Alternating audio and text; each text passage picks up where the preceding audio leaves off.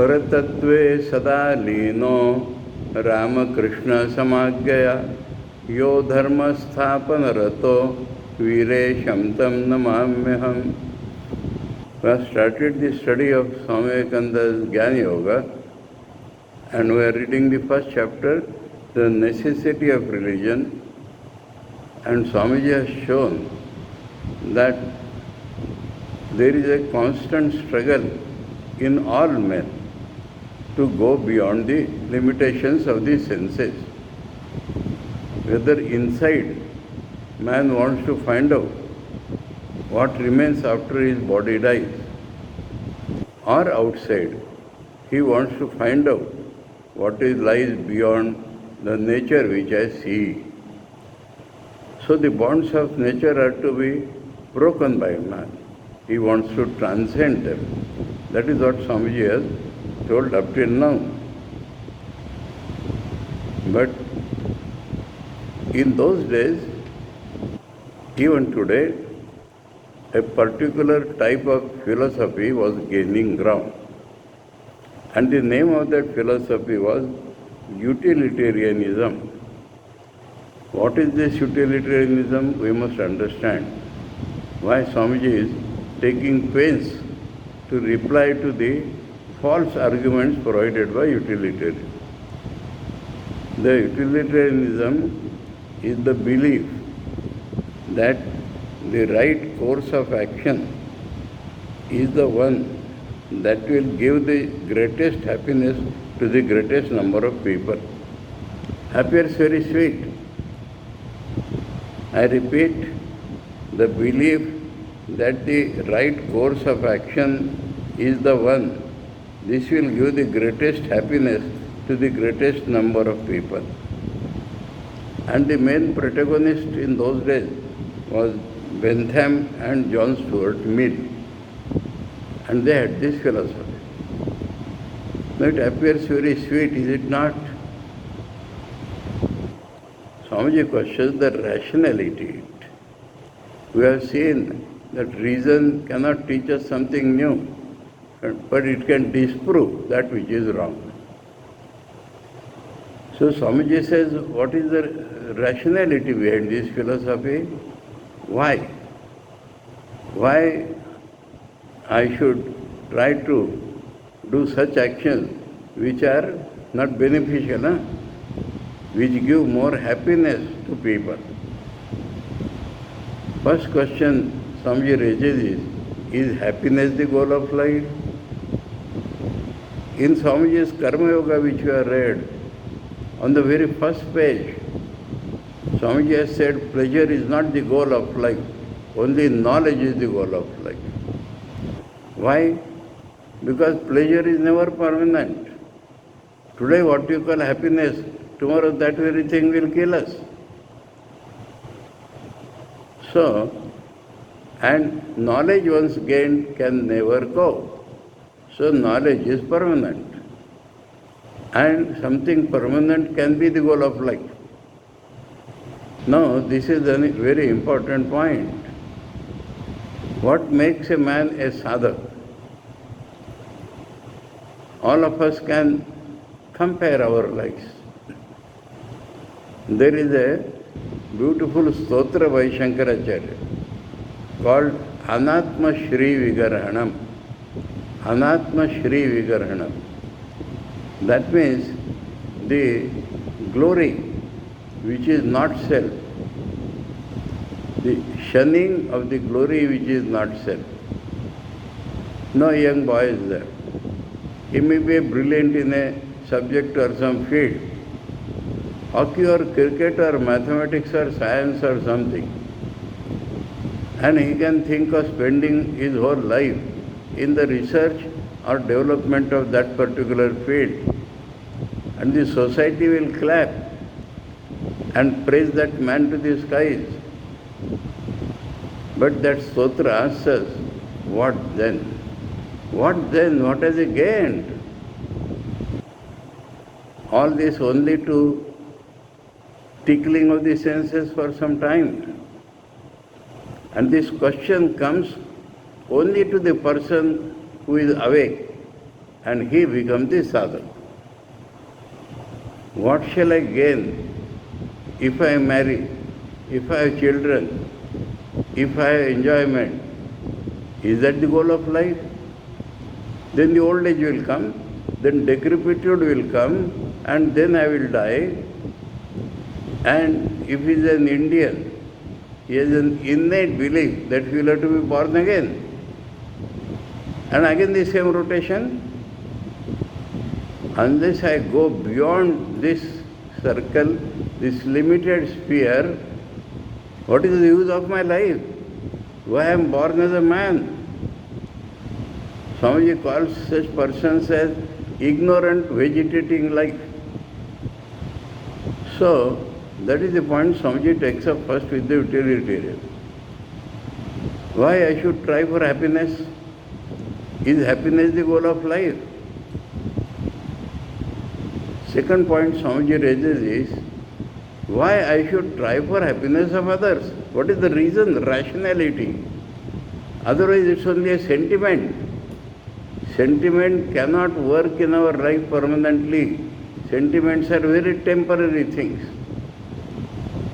So, let us see what Swamiji wants to say.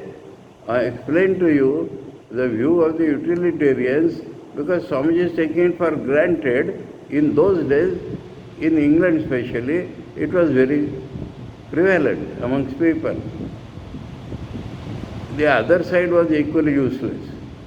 They said, if you feel all right, you do that work. And these people say, no, not what you feel, but whether it is giving happiness to others or not. Now, Swamiji has proposed a very different view. A man wants to grow. Man wants to grow spiritually.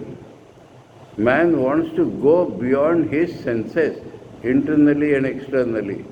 That force, that tendency only makes a man a sadhak. And then he tries for God. Swamiji has shown the ultimate unit abstraction.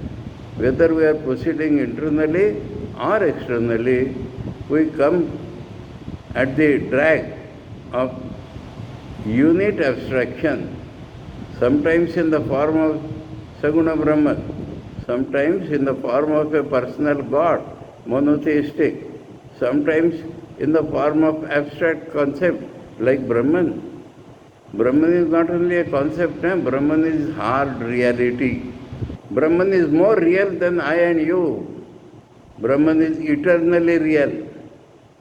So, the drag towards the eternal reality, drag towards something permanent, which will bear the onslaught of the temporary phenomena of the world.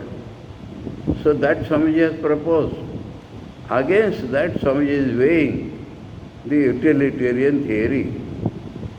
Utilitarian standards cannot explain the ethical relations of men. Swamiji has proved that throughout ethics, if the ethics is right, it is not I but thou. Because I don't want to build up my small self on the material plane. If I want to grow, this unselfishness becomes a big criteria. Unselfishness is not making other people happy. Unselfishness is reducing my self-interest. And this can happen only if I transcend the limitations of these senses.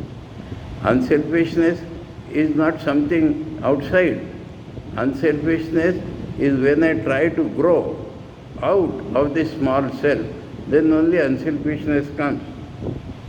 So Swamiji says utilitarian standards cannot explain the ethical relations of men.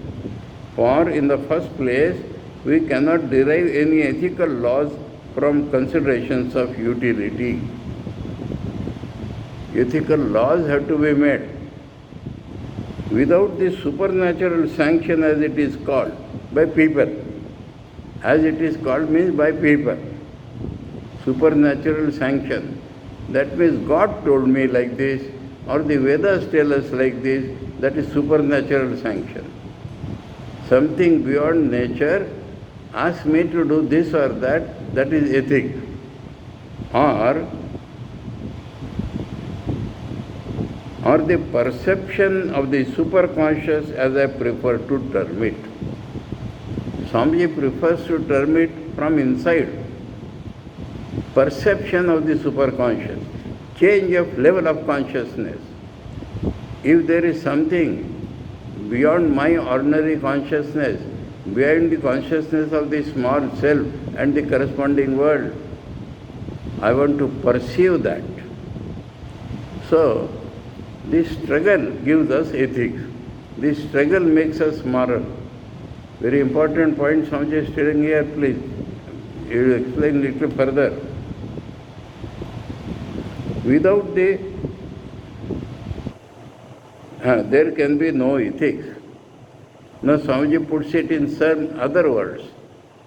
Sanction of the superconscious or perception of the superconscious, or without the struggle towards the infinite, there can be no ideal. We have to struggle for an ideal. None of them can be our ideal, which can be easily achieved materially.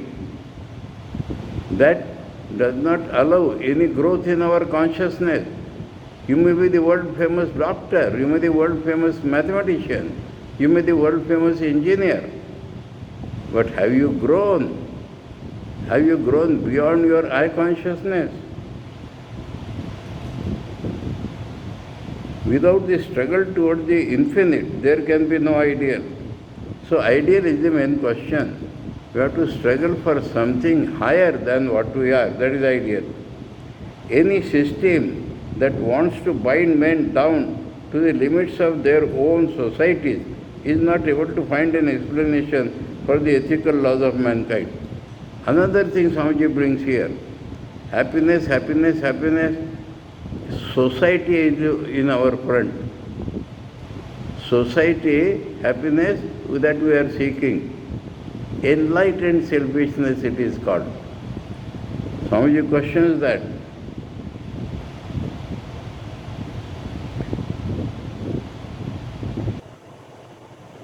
The utilitarian wants us to give up the struggle after the infinite. That is the main point.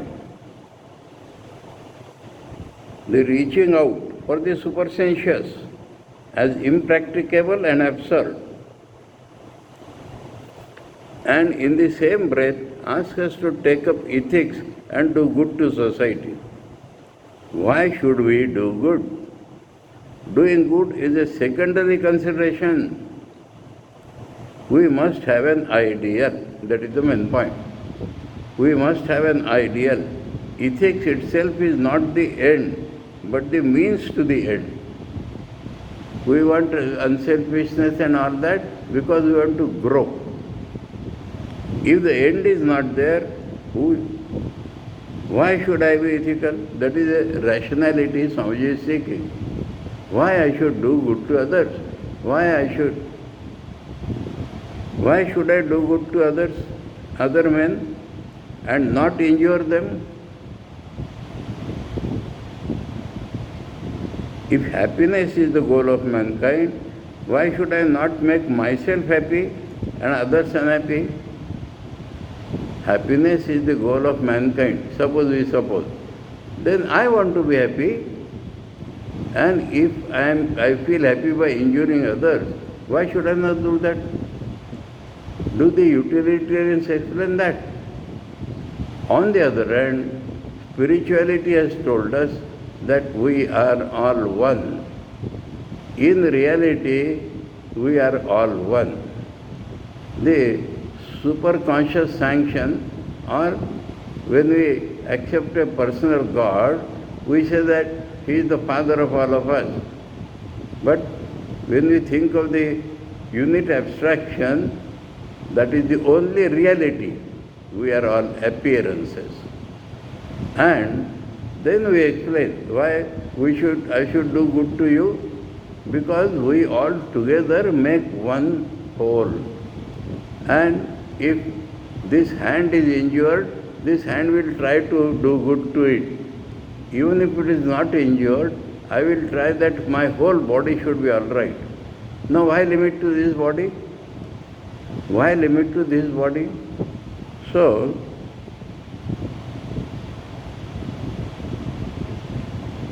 why should I not make myself happy and others unhappy? What prevents me? The first reason. That means the rationality behind utilitarianism, Swamiji is questioned. Why? In the second place, the basis of utility is too narrow. All the current social forms and methods are derived from society as it exists. Very important thing Swamiji is telling. But what right has the utilitarian to assume that society is eternal? Society did not exist ages ago. Man started living in forest. And the sages always live alone in forest. So, in the beginning there was no society. In the end also there will be no society. A very important thing Swamiji is making.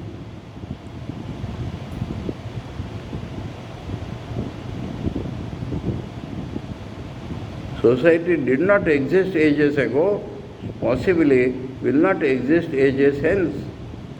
Most probably it is one of the passing stages through which we are going towards a higher evolution, and any law that is derived from society alone cannot be eternal, cannot cover the whole ground of man's nature. At best, therefore, utilitarian theories can only work under present social conditions. Beyond that, they have no value. But a morality, an ethical code derived from religion and spirituality has the whole of infinite man for its scope. The point is that, suppose we take a man and he grows infinitude, automatically it helps the society. If a man thinks of society, he cannot grow at all. See, all the sannyasis, have they thought of society? When they leave their parents, have they thought of society? And is it not the people of renunciation alone who grow? So spiritual growth, apparently paradoxical, huh? That you are thinking of the individual. But suppose every individual has become perfect, then what is society? Society has become automatically perfect.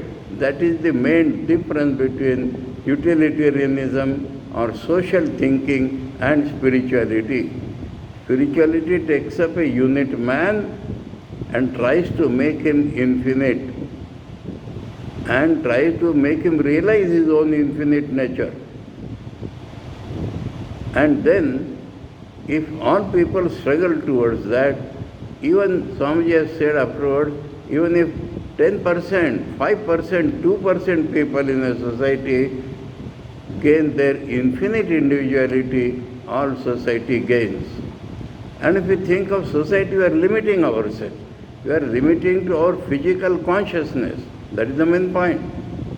We are not allowing our physical consciousness to change and let us grow.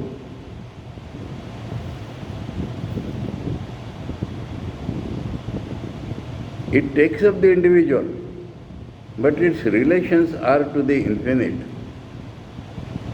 This is religion, this is spirituality. Take up an individual and make him realize that his nature is infinite. And it takes up society also, because society is nothing but numbers of these individuals grouped together. That is society. So we think of social laws, how we should behave with each other becomes included in our struggle for infinity. And as it applies to the individual and his eternal relations, it must necessarily apply to the whole of society, in whatever condition it may be at any given time. That is the main point. If individuals are struggling to infinitude, the social forms may go on changing. But it will apply all time. And if you accept society as it is today, and tomorrow the nature of society changes, then everything derived from society will collapse.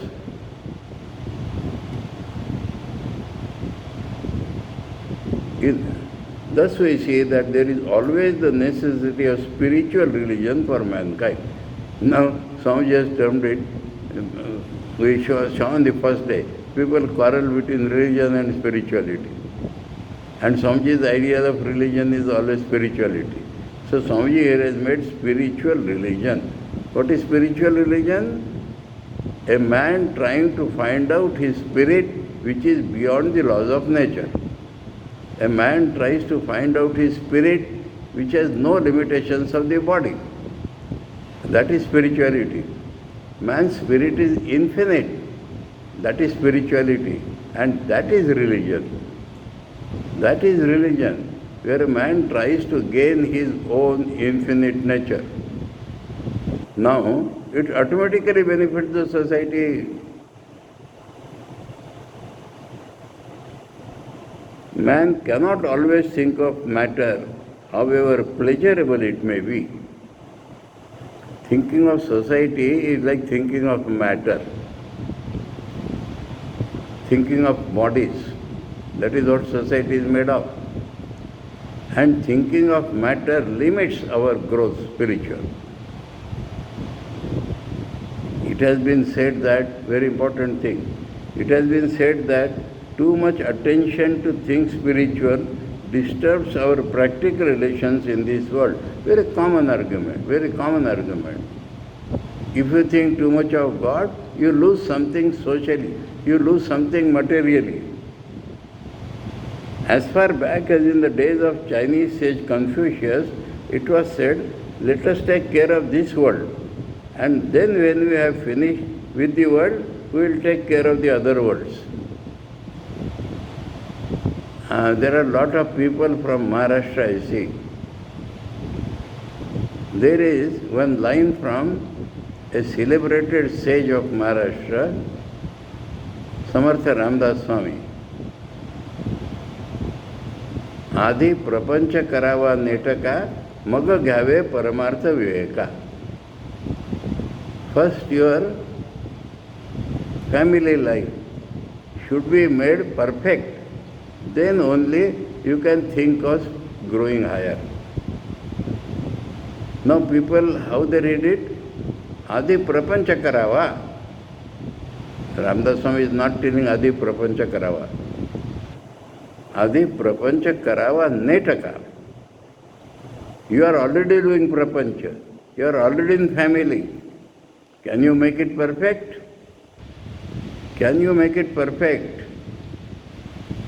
And that will help you to grow spiritually. So, but I have seen in my life people coming to my Guruji and telling, my Guruji used to make fun out of this. Adi prapancha karava, Adi prapancha karava. Ramdas Swami is not telling Adi prapancha karava. He is telling if you are already in prapancha, do it netaka, make it proper. And proper prapancha is that which will make you grow. I will give you an excellent example. Up till now we are talking theories. Sri Ramakrishna's disciple, householder disciple Balram Bose. You know what happened?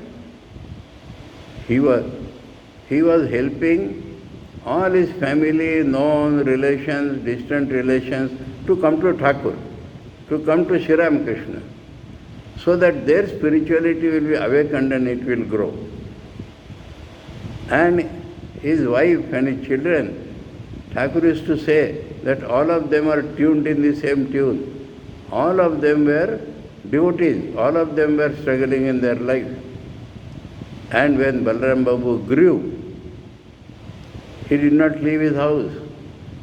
But in his own house, I am telling some harsh words, in his own house, when he was on his deathbed, we may say the last illness, he did not allow his wife to enter his room. And Sri Ramakrishna's sannyasi disciples, Mahapurush Maharaj and Swami Turiyananji, were serving him physically. He did not feel shy. How should I take help from a sannyasi? Because his mind has become sannyasi. And his wife used to lament, has never obstructed his religious search. But he does not allow me. What can I do? He has become a sannyasi. And later on we will see, everybody in his house, even the son-in-law and everybody, was attracted to Sri Ramakrishna like anything. If a boy or a girl goes spiritual, the whole family is benefited. Whole family's attention is turned. So not that I want to take care of my father, I want to take care of my mother. This is social laws. Then you remain stuck up where you are.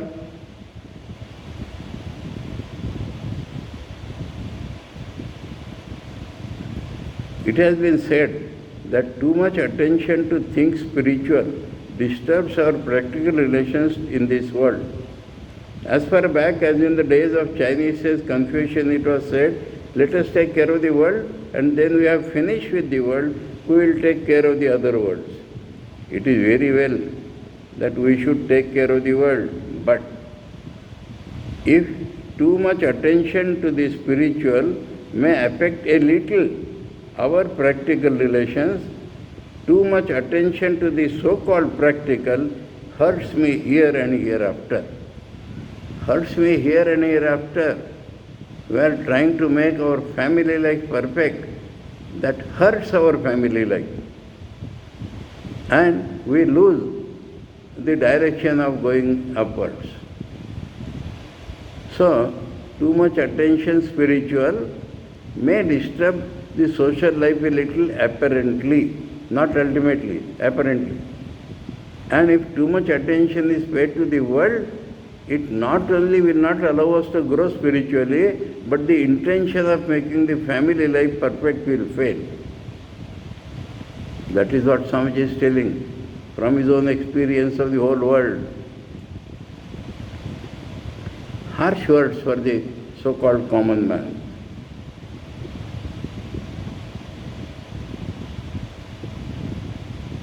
It makes us materialistic, that's all. Matter becomes our supreme goal. Material happiness becomes our supreme goal. That means matter becomes our goal. That means we have become materialistic. For man is not to regard nature as his goal, but something higher. This is another thing. People tell us we should be natural, we should be natural, we should be natural. Swamiji is telling we are born competitors to nature. Now, Swamiji's famous sentence is coming. Very famous sentence, defining what is man. Man is man so long as he struggles to rise above nature. And this nature is both internal and external. Internal nature means our mind. External nature means both our body and the outside world physical.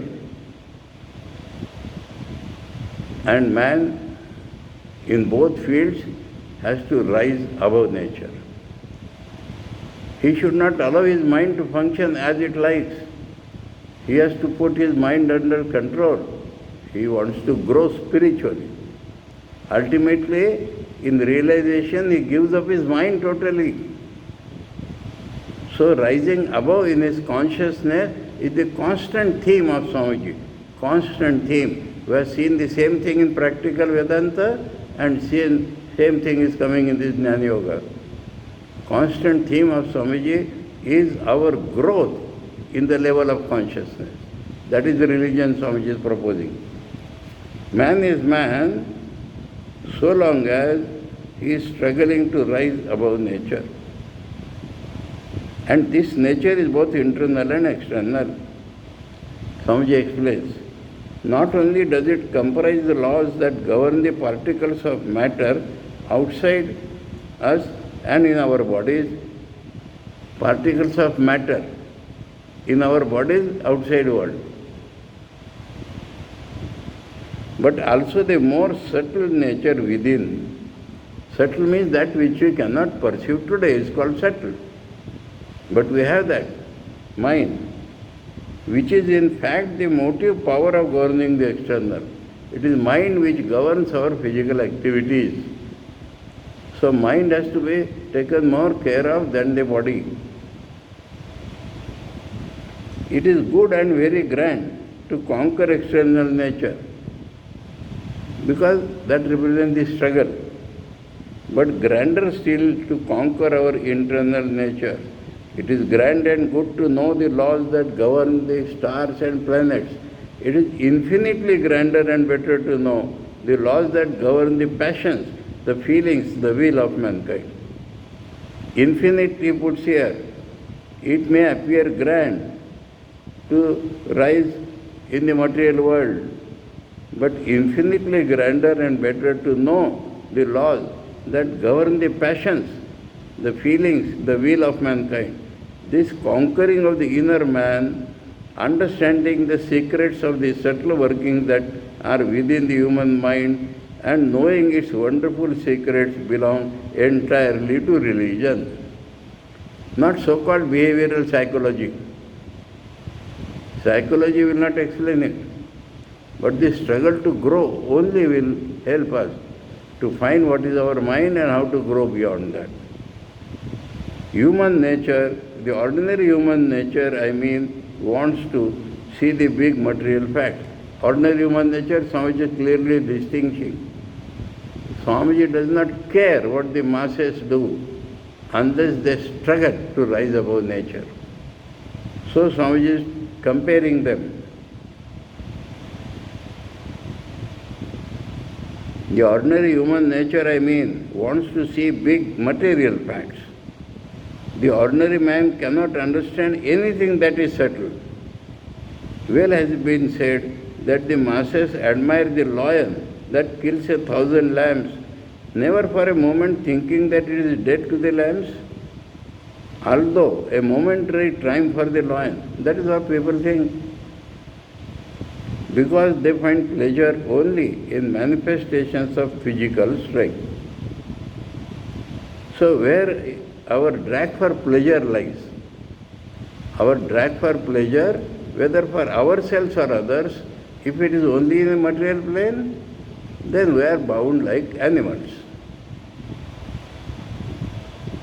cultured animals, civilized animals. Thus it is with the ordinary run of mankind.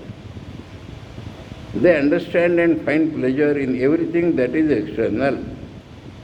But in every society there is a section whose pleasures are not in the senses but beyond, and who now and then catch glimpses of something higher than matter and struggle to reach it. That is religion. Something higher than matter and struggle to reach it.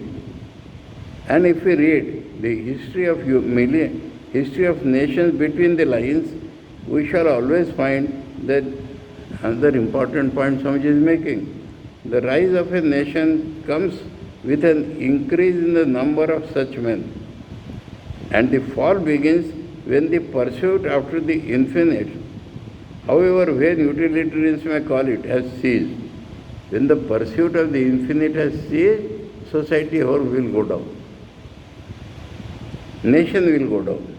That is to say, the mainspring of the strength of every race lies in the spirituality, and the death of that race begins the day that spirituality wanes and materialism gains ground.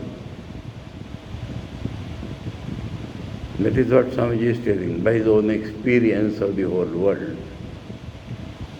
by his vision about mankind and the world.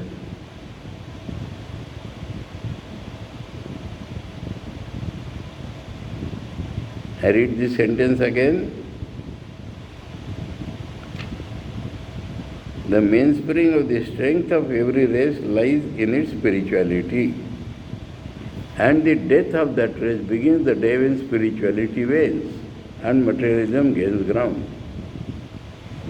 Thus, apart from the solid facts and truths that we may learn from religion, Swamiji called them solid facts and truths. We have seen that when man's consciousness rises, he comes across some experience. And if our today's experience are called facts, they are more solid facts because they are much more real than our present experiences. And truths, because that is nearer the absolute truth, that we may learn from religion, apart from the comfort that we may gain from it. That means it will develop our life. Religion as a science, as a study, is the greatest and healthiest exercise that the human mind can have. Study of religion makes us grow. It is an exercise, Swamiji says, healthy. This pursuit of the infinite, this struggle to grasp the infinite, this effort to get beyond the limitations of the senses, out of matter as it were, and to evolve the spiritual man, this striving day and night to make the infinite one with our being. This struggle itself is the grandest and most glorious that man can make. Struggle to change our limited individual consciousness into infinitude. That is Swamiji's definition of religion. And he says that when the struggle succeeds, we will gain better facts, better truths, and we will get better happiness. But the struggle itself is important. Grow spiritually. That is what Swamiji is shouting.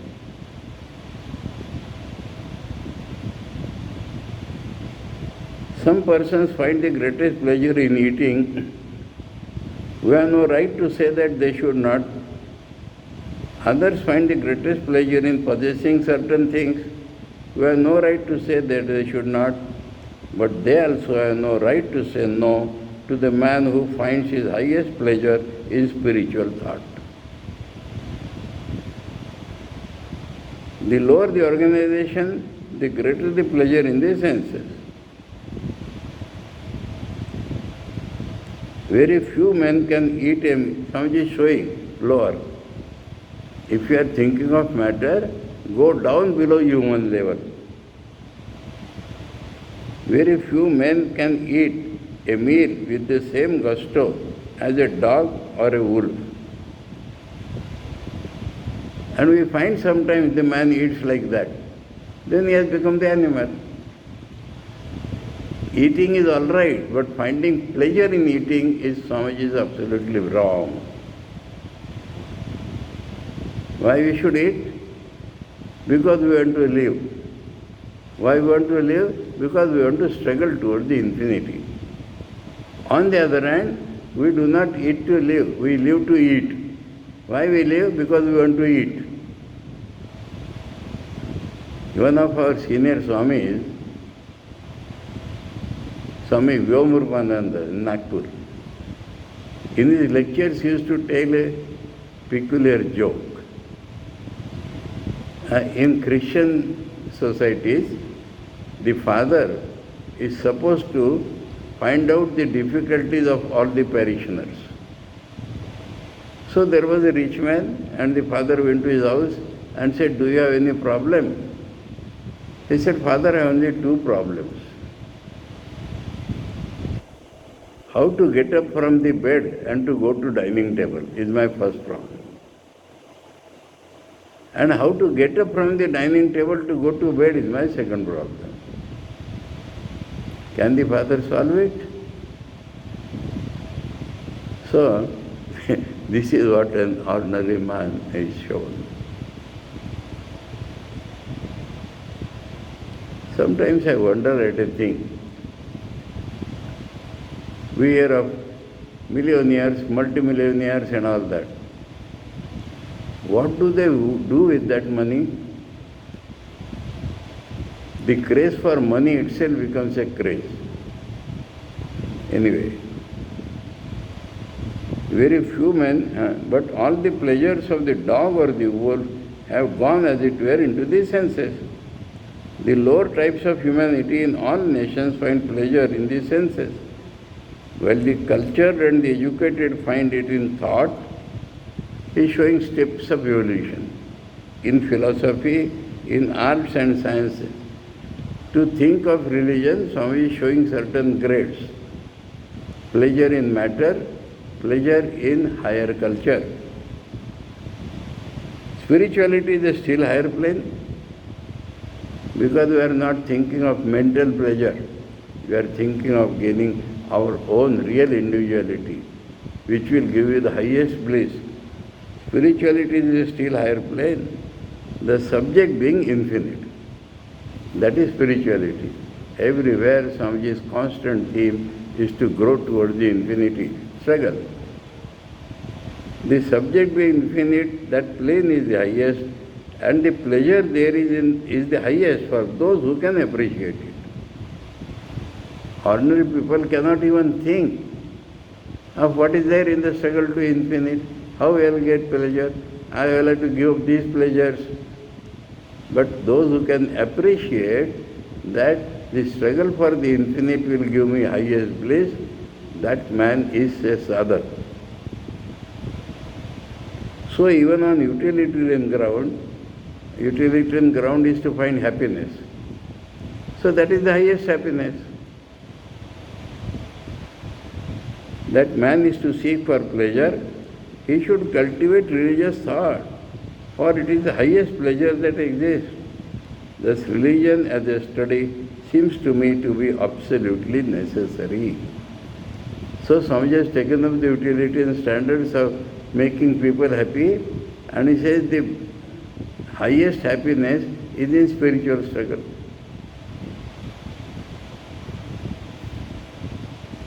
We can see it in its effects. It is the greatest motive power that moves the human mind. Motivity of doing good to others is itself a limitation of matter. No other ideal can put into us the same mass of energy as the spiritual. So far as human history goes, it is obvious to all of us that this has been the case and that its powers are not dead, powers of the spiritual struggle. I do not deny that men on simply utilitarian grounds can be very good and moral. There have been many great men in this world, perfectly sound, moral and good, simply on utilitarian grounds. But they are limited scope. What somebody wants to tell, they rise up to a level and stop there. But the world movers, men who bring as it were a mass of magnetism into the world, whose spirit works in hundreds and in thousands, that means when they rise, Swamiji Vivekananda is an example.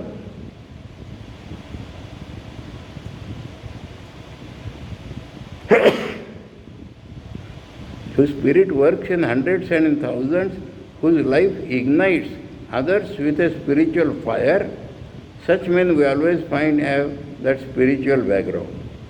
Their motive powers came from religion.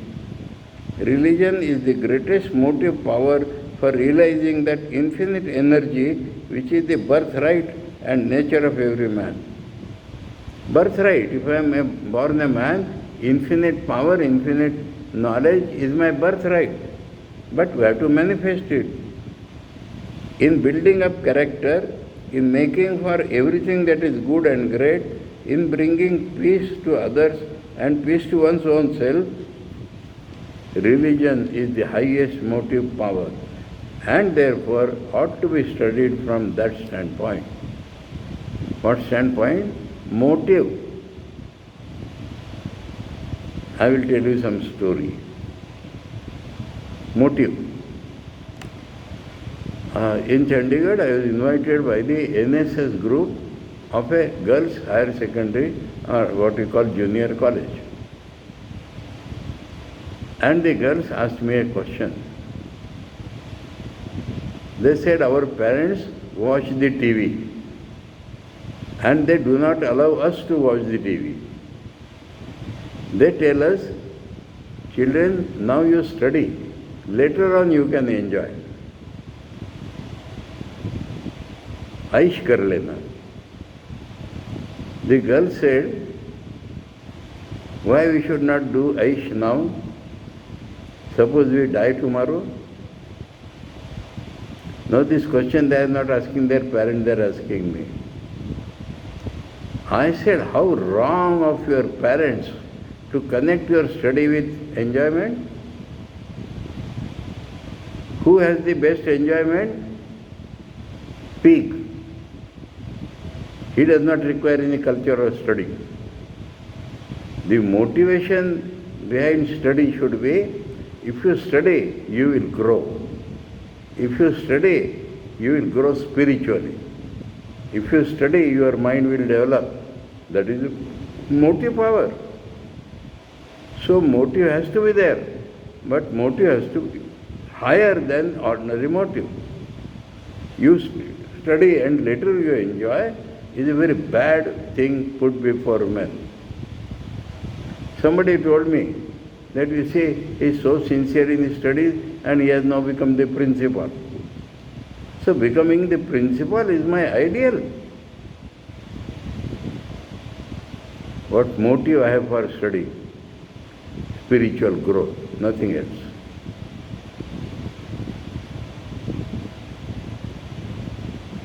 Religion must be studied on a broader basis than formerly. That is, Swamiji continuously is taking all religions into consideration. Not a particular sect is not the Swamiji's definition of a religion. All narrow, limited, fighting ideas of religion have to go. So that is no religion. If religion fights with other religion, they are not growing spiritually. Only name. I am a Mohammedan, I am a Christian, I am a Hindu, I am a Sikh. Only name. And they are fighting for that name, not for religion. All sect ideas and tribal or national ideas of religion must be given up. That each tribe or nation should have its own particular God and think that every other is wrong is a superstition that should belong to the past. All such ideas must be abandoned. So the growth religious requires comparative study to finding the good points in other religions. How it will help me spiritually should be the only consideration. And any fight between religions is retarding the progress of religion as well as the society.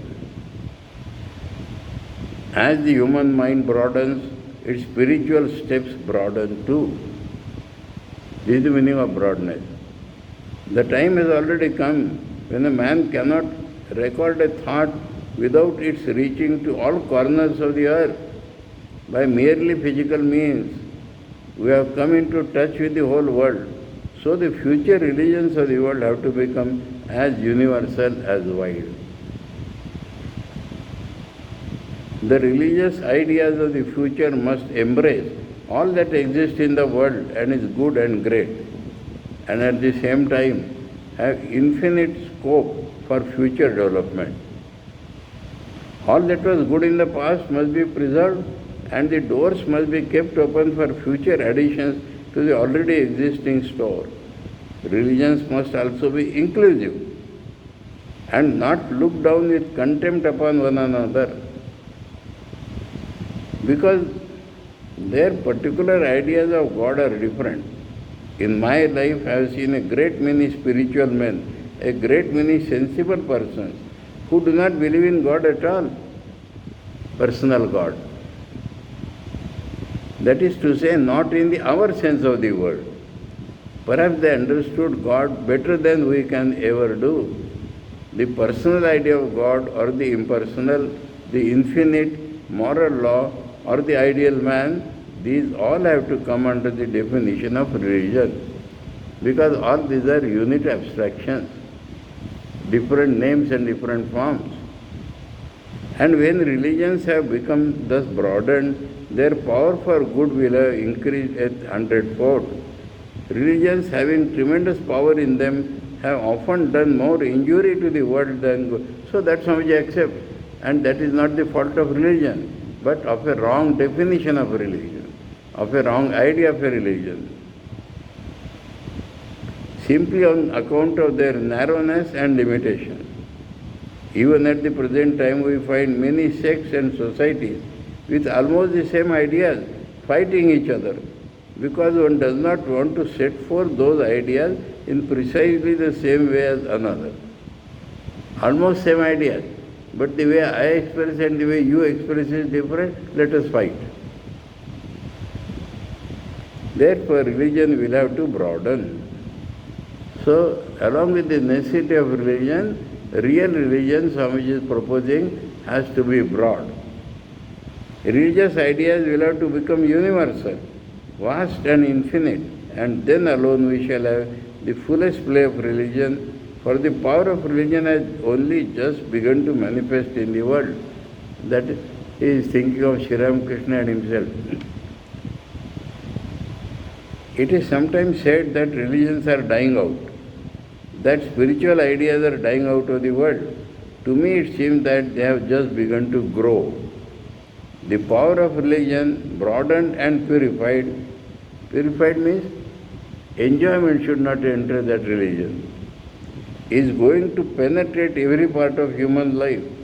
So long as religion was in the hands of a chosen few or of a body of priests, it was in temples, churches, books, dogmas, ceremonials, forms and rituals. But when we come to the real, spiritual, universal concept, then and then alone religion will become real and living. It will come into our very nature, live in our every moment, penetrate every pore of our society and be infinitely more a power for good than it has ever been before. What is this meaning? That the struggle towards infinity will fill up all our life, all the relations of life, all the fields of life. It cannot be a sectional compartmental science. It cannot be that for 1 hour or 2 hours I meditate or do puja and the rest of the time I forget my spirituality and get engaged in humbug. That is not religion. The tendency to grow spiritually should infill my every moment of life.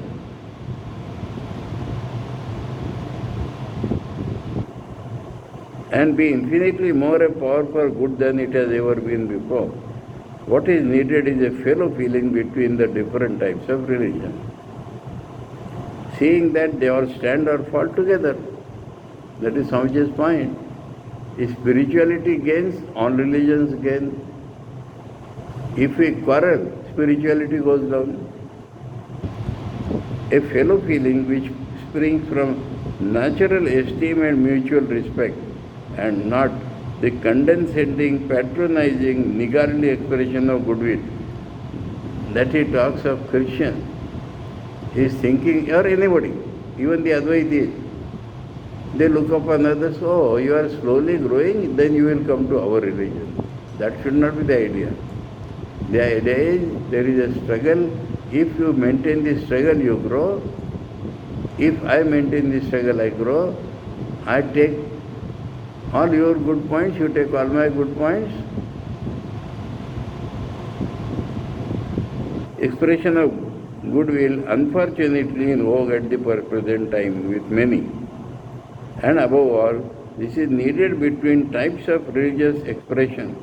Coming from the study of mental phenomena, unfortunately even now laying exclusive claim to the name of religion, and those expressions of religion whose heads, as it were, are penetrating more into the secrets of heaven, though their feet are clinging to the earth. I mean the so-called materialistic science. See how Swamiji has described the materialistic sciences? Heads are going to heaven, and feet are fixed in the clay of this earth. They are no science is taking a man beyond five senses. Everything else is hypothesis. It is proved only on the basis of our experience of five senses. But Swamiji calls there is a struggle there. Swamiji finds that there is a struggle there. And the struggle is towards the infinity.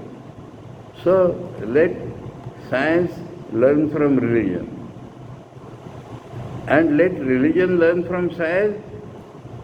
In practical Vedanta we have seen that. Generalization, universalization, finding reason from within, they are the 2 points of science. Let religions accept that. And let science accept that we have to grow beyond the senses. To bring about the harmony, both will have to make concessions, sometimes very large, nay more, sometimes painful. Both sides. Religion, painful because when you apply reason, certain things will fall down. Science, more painful because we will have to cut at the feet. We have to make the man grow. Swamiji's description of science have you read? Heads are in the sky and feet are stuck on the ground. That sticking to the ground will have to be released.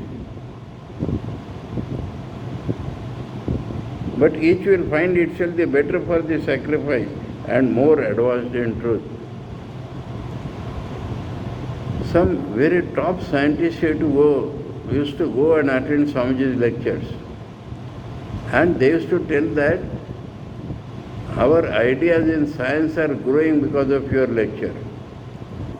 We understand that we must go toward the universal unity. There the science should go. And that is giving us not only broader ideas but intense ideas.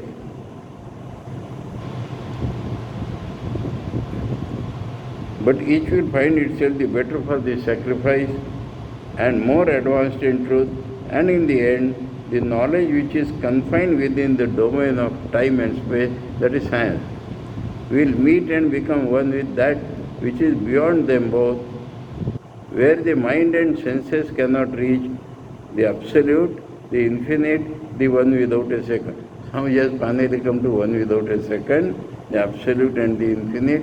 Science also should make a man grow there, and religions must become rational to get cleansed up and go there.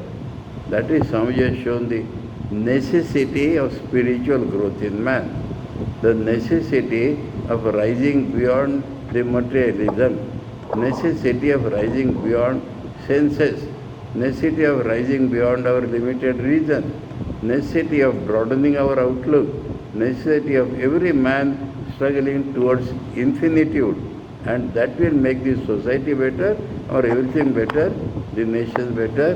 That is what Swamiji's point. So we have come to the reading of the first chapter. We can read it 100 times and we will find new points every time, because there is a force which Swamiji is bringing to his words. Om Namah Shri Om Paratatve Sada Lino Ramakrishna Samagyaya Yo Dharma Sthapana Rato Vire Shamtam Namamyam. Om Shanti Shanti Shanti. Hare Om Tat Sat. Shri Ramakrishna Arpanamastu.